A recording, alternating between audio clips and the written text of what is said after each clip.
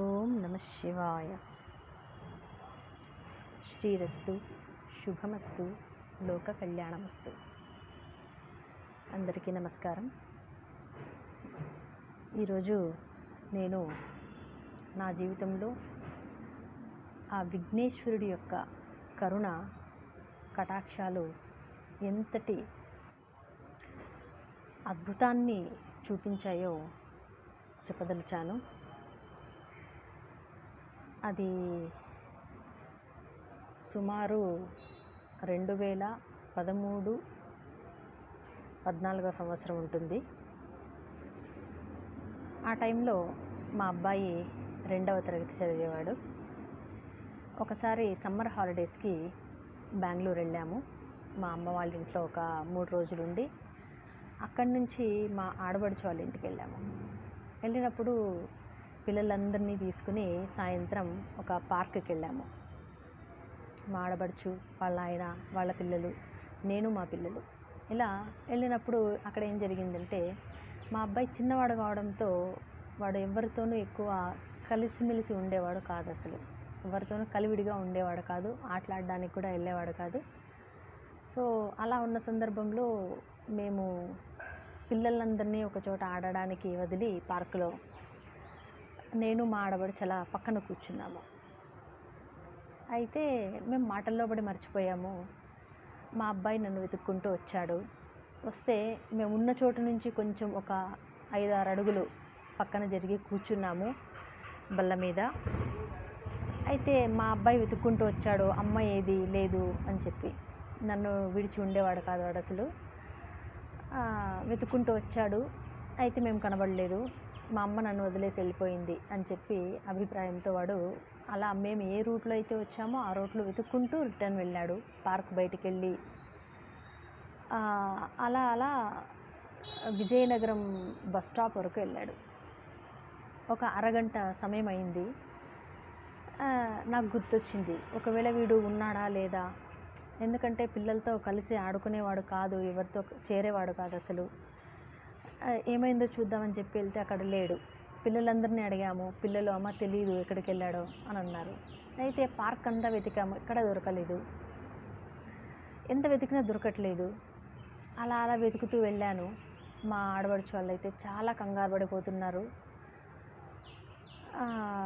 నేనైతే ఆ పక్కనే ఉన్న పార్కులో ఒక ప్లేస్లో శివుడి లింగం పెట్టారు.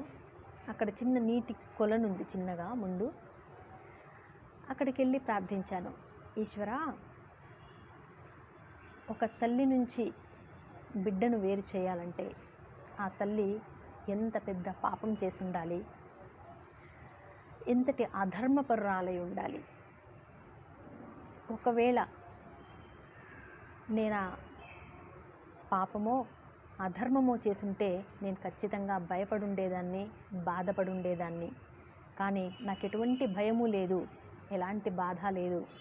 ఎందుకంటే ఈ జగమంతా కూడా నీ ఒడి అని నేను నమ్ముతాను. నీ ఒడిలో నా అబ్బాయి సురక్షితంగా ఉన్నాడని నేను నమ్ముతాను. నువ్వు వీలైనంత త్వరగా మా అబ్బాయిని తీసుకొచ్చి నాకు ఇవ్వు, నా దగ్గరికి పంపించు. ఎందుకంటే మా ఆడబడుచు వాళ్ళు ఎంత కంగారు పడుతున్నారో నేను చూస్తున్నాను. వాళ్ళతో పాటు నేను కంగారును నటించలేను. ఎందుకంటే నాకు అస్సలు కంగారు లేదు. ఎందుకంటే నాకు నీ మీద అపార నమ్మకం ఉంది. ఎటువంటి సందేహము లేదు. నా బిడ్డ నా దగ్గరికి సురక్షితంగా వస్తాడు అనే నమ్మకం నాకుంది. నువ్వు నా బిడ్డను నా దగ్గరికి చేరుస్తావు అనే నమ్మకం నాకుంది. కాబట్టి నువ్వు వీలైనంత త్వరలో నా బిడ్డను పంపించేసే. నేను ఈ నాటకం ఆడలేను. భయపడినట్టో, బాధపడినట్టో, ఏడవడమో ఇవన్నీ నేను చేయలేను. ఎందుకంటే నాకు నమ్మకం ఉంది నా బిడ్డ నీ ఒడిలో ఉన్నాడని అని ఆ ఈశ్వరుడికి మొక్కుకున్నాను. మళ్ళీ అయినా అంతా వెతుకుతూనే ఉన్నాము, ఎక్కడ దొరకలేదు. ఒక్క 5 నిమిషాలకి మా ఇంటి నుంచి కాల్ వచ్చింది. మా ఇంటి నుంచి కాల్ వచ్చింది మా ఆడబడుచుకి. ఇలా తిలక్ ఎక్కడో దొరికాడంట ఎవరికో, వాళ్ళు మనకు కాల్ చేశారు నాకు, వెళ్ళి తీసుకురండి, మీరు ఎక్కడున్నారు అని అడిగారు. మేము ఇలా పార్క్లో ఉన్నాము, మేము మాట్లాడుతూ ఉంటే వాడు వెళ్ళిపోయినట్టున్నాడు, చూసుకోలేదు, అని చెప్పి సరే వెళ్తామని వాళ్ళ నంబరు మాకు ఫార్వర్డ్ చేశారు. ఎవరైతే మా అబ్బాయిని చేరదీసి దగ్గర తీసుకుని వాడికి చాక్లెట్ అది కొనిపించి వాడిని బుజ్జగించి వాడి ఫోన్ నంబరు కనుక్కున్నాడు మా ఆయనది. అయితే ఇక్కడ జరిగింది ఏంటంటే, ఆ 3 రోజులు మా అమ్మ వాళ్ళ ఇంట్లో ఉన్నానని చెప్పా కదా. అప్పుడు మా నాన్నగారు మనవుణ్ణి దగ్గరికి తీసుకొని, అరే నువ్వు ఎంత బాగా మాట్లాడతావురా అని చెప్పి అన్నీ అడిగేవాడు. మీ నాన్న పేరేంటి, మీ అమ్మ పేరేంటి, మీ నాన్న ఫోన్ నంబర్ చెప్పు, ఇలా.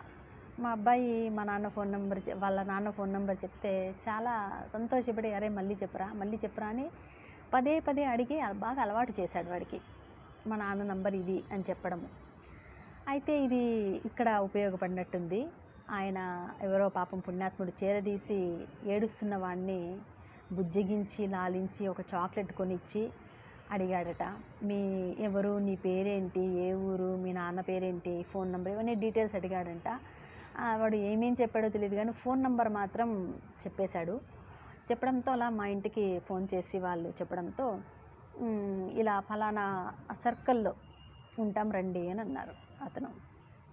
సరే అని అక్కడికి వెళ్తే అక్కడ వినాయకుడి గుడి ఉంది.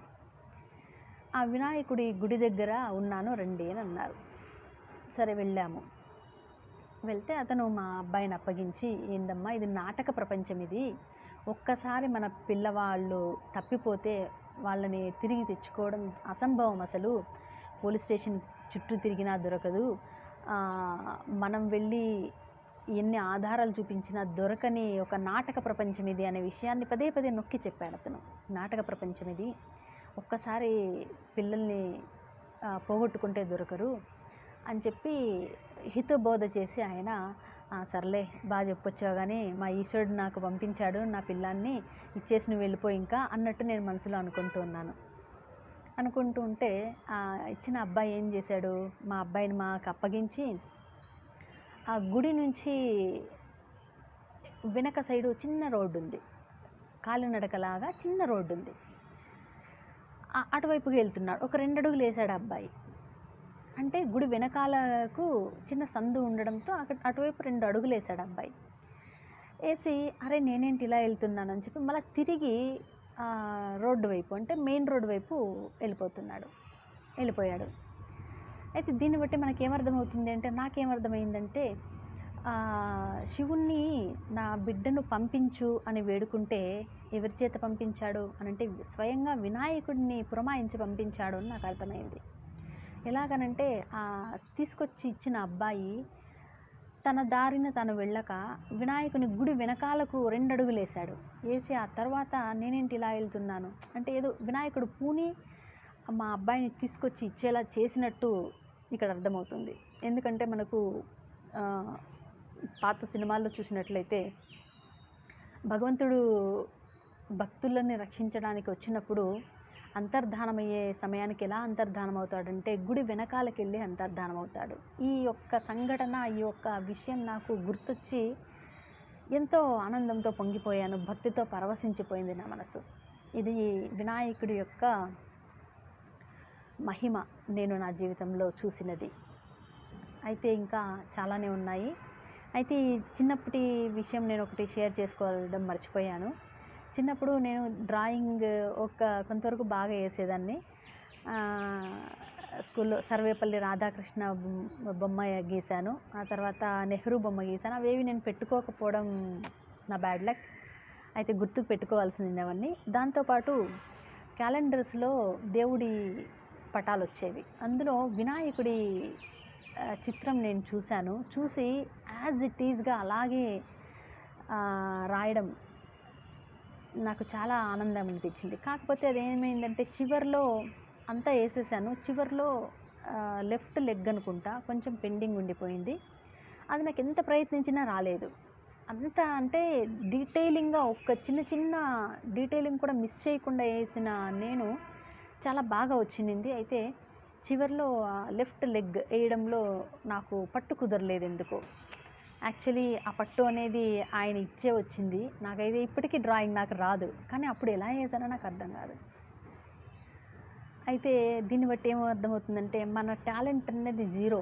నేను అని అనుకోవడం జీరో అసలు. నేనన్నది ఏమి ఉండదు. ఆ భగవంతుడు ఇస్తేనే మనకి ఏదైనా ఆర్ట్ గాని, ఎటువంటి జ్ఞానమైనా ఆ భగవంతుడు ఇస్తేనే మనకు అబ్బుతుంది. లేకపోతే ఏ ఒక్క విషయం కూడా మనం తెలుసుకోలేము. తెలుసుకున్నప్పటికి దాన్ని వెలిబుచ్చే ఒక పరిజ్ఞానం మనకు ఉండదు. అది అలా స్తబ్దమైపోతుంది మనస్సు.